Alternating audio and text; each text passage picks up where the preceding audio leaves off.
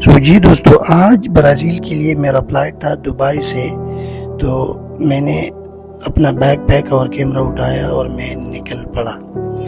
Metro پکڑی کیونکہ metro ہے جس میں ایکسپینسز کم ہو جاتے ہیں ٹیکسی کی نسبت. تو میں میٹرو ہی میں جب بیٹھا اور ایمریٹس ٹرمینل 3 کے میٹرو اسٹیشن پہ پہنچا تو وہاں بھی میں نے ایئرپورٹ میں انٹری کی اور پہلے میں نے اپنا بیگ سبمٹ کیا. بیگ سبمیشن کے بعد پھر میں نے وہاں سے امیگریشن کلیئر کی کیونکہ بیگ سبمیشن ابھی بورڈنگ پاس سب کچھ آن لائن ملتا ہے تو اتنا بڑا ایشو نہیں ہوتا لائن میں کھڑا ہونے کا. آپ کیوسک مشین میں جا کے اپنا بیگ سبمٹ کر سکتا ہے. تو بیگ سبمیشن کے بعد امیگریشن کلیئرنس ہے، اس پہ بھی اتنا ٹائم نہیں لگتا. دبئی ایئرپورٹ بہت اسموتھلی پروسیس کرتا ہے. اور جب وہاں سے کلیئر ہوا تو پھر اس کے بعد میں سیکیورٹی چیک ان پہ گیا. سیکیورٹی چیک ان سے بھی کلیئر ہوا. تو ایئرپورٹ کے اندر کا جو سین ہے وہ بھی آپ لوگ دیکھ سکتے ہیں.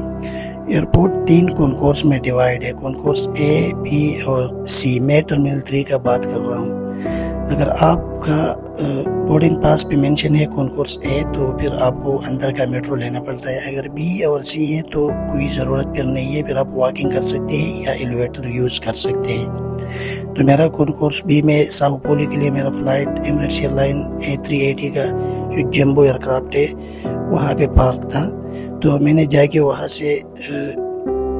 پہ جب میں پہنچا ویٹنگ ایریا میں تو آلموسٹ ٹائم بورڈنگ کا سٹارٹ ہونے والا تھا کیونکہ میں لاسٹ مومنٹ پہ گیا. تو ابھی بورڈنگ سٹارٹ ہو چکا ہے، آپ لوگ ویڈیو میں دیکھ سکتے ہیں. اور ایمریٹس ایئر لائن کا A350 ایئر کرافٹ یہاں پہ جو کہ میرا سب سے فیوریٹ ایئر کرافٹ ہے کیونکہ یہ ایئر کرافٹ جمبو ایئر کرافٹ ہے. اس کا ہیوی ہونے کی وجہ سے اس کا ٹیک آف اور لینڈنگ بالکل نارمل اور سموتھ ہوتا ہے.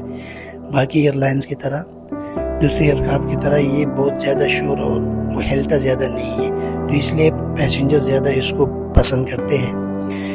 باقی اس کے بعد جب سارے پیسنجر بورڈ ہوں گے تو اس کے بعد پھر ایئر کرافٹ پش بیک ہوگا. جو پش بیک ٹیگ ہے وہ ایئر کرافٹ کو پش بیک کرے گا رن وے کی طرف، کیونکہ ایئر کرافٹ میں کوئی بھی ریورس گیئرز نہیں ہوتا تو پش بیک ہی ہوتا ہے.